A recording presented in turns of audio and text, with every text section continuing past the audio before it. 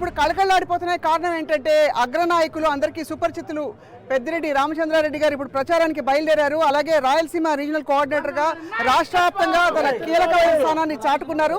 ఇవాళ మనం జరుగుతున్న రాజకీయ పరిణామాల గురించి ప్రచారం గురించి మాట్లాడబోతున్నాం. రామచంద్రారెడ్డి గారు నమస్కారం. ఎట్లా ఉంది సార్ ప్రచారం? ఎండలో బాగా కష్టపడుతున్నారు మీరు? పర్వాలేదు, మామూలు అలవాటైపోయింది. రైట్ సార్, కుప్పం అనే కీలక బాధ్యతలు మీకు అప్పచెప్పారు. కుప్పం ఎట్టి పరిస్థితుల్లో గెలిచి తీరాలని చెప్పి మీకు మ్యాండేట్ ఇచ్చారు జగన్మోహన్ రెడ్డి గారు. ఏమిటి సార్ కుప్పం ఫలితం? గెలుస్తామని చెప్తున్నారు. రైట్, ఏ ధీమాతో చెప్తున్నారు సార్? ఈసారి ఈ టఫ్ ఫైట్ ఉంటుంది భరత్ గారికి, చంద్రబాబు నాయుడు గారి మీద. ఏ విధంగా విజయం సాధించే అవకాశాలు ఉన్నాయి? ఎన్నికలు అనేది ఒక స్ట్రాటజీలు చెప్పేసి చేయకూడదు, అంతే అంటారు. అయితే కుప్పం గెలిపిస్తారు సార్. మరోవైపు మీ తనయులు మిథున్ రెడ్డి గారు కూడా అక్కడ బరిలో ఉన్నారు. రాజంపేటలో కిరణ్ కుమార్ రెడ్డి గారు, మీరు పొద్దున చేసిన ప్రసంగం కూడా చూసాం, వారు కూడా బరిలో ఉన్నారు అక్కడ అటువైపు నుంచి. సో మీరు వారికి ఏం చెప్పదలుచుకున్నారు సార్? కిరణ్ కుమార్ రెడ్డి అతిథిగా వస్తాడు ఈ జిల్లాకు, మళ్ళీ వెళ్ళిపోతాడు. అతనికి సొంత ఇల్లు కూడా లేదు. అసెంబ్లీ సాక్షిగా అసెంబ్లీలోనే నేను హైదరాబాద్లో పుట్టి పెరిగాను, నేను హైదరాబాద్ వాసిని అని చెప్పాడు. మరి ఆయనకు ఏ నైతిక హక్కు లేదు ఆంధ్రప్రదేశ్లో ఏ జిల్లాలో కూడా పోటీ చేయడానికి. అయినా కానీ వచ్చి పోటీ చేస్తూ ఉన్నాడంటే అంత సిగ్గుమాలిన వ్యక్తి ఇంకొకరు ఉండరు. సార్, జగన్మోహన్ రెడ్డి గారికి పెద్దిరెడ్డి రామచంద్రారెడ్డి గారు అంటే చాలా గురి, చాలా నమ్మకం అని ప్రజలందరూ అనుకుంటూ ఉంటారు. ఎలా ఉంది సార్ మీ వారితో పాటు నడవడం, మీ ప్రయాణం ఎలా కొనసాగింది? బాగానే జరుగుతుందమ్మా, ఇబ్బంది ఏం లేదు. ప్రధానంగా వారు ఏది నాకు ఇంట్రెస్ట్ చేసినా కూడా సక్సెస్ఫుల్గా ఇంతవరకు ఈ 5 సంవత్సరాలు చేస్తూ వచ్చాము. Tirupati by election, parliament by election కానీ, ఆ తర్వాత బద్వేల్ బై ఎలక్షన్ కానీ, ఆ తర్వాత ఆత్మకూరు బై ఎలక్షన్ కానీ, ఇవన్నీ కూడా వారు అనుకున్న దానికంటే డబుల్ మెజారిటీ సాధించి పెట్టాము.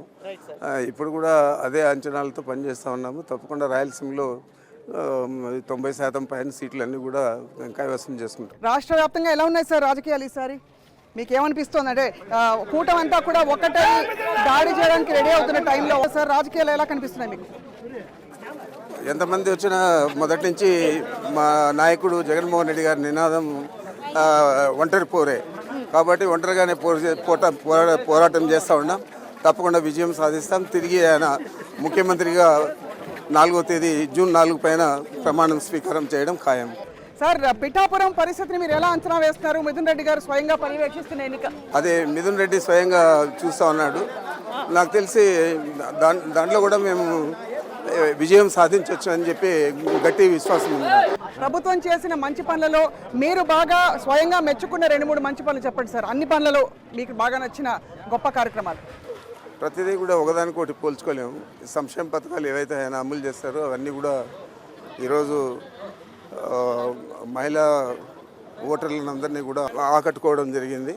దానికి తోడు అభివృద్ధి కార్యక్రమాలు కూడా చేసాము. ఈరోజు తల్లిదండ్రి బాధ్యత జగన్మోహన్ రెడ్డి గారే తీసుకొని ఇంగ్లీష్ మీడియంలో కార్పొరేట్ స్టైల్లో పాఠశాలలన్నీ ఆధునీకరించి అక్కడ వాళ్ళకు 8th క్లాస్ నుంచి ట్యాబ్స్ కూడా ఇచ్చి CBSE సిలబస్లో విద్య నేర్పిస్తూ ఉన్నారు ఇంగ్లీష్ మీడియంలో.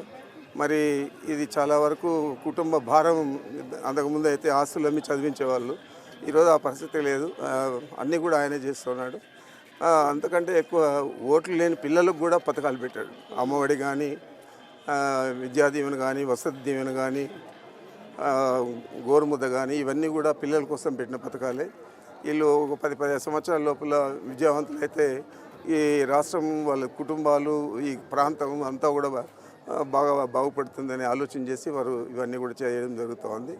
మరి ఇది తప్పనిసరిగా అందరిలో కూడా ఎన్నికల హామీ కాదు, కాకపోయినా మనం చెప్పాము కాబట్టి అందరూ కూడా ఎన్నికల్లో అభివృద్ధి చేయలేదని చెప్పేదానికి ఇదే పెద్ద సమాధానం. 1000 కోట్లు ఖర్చు చేశాం.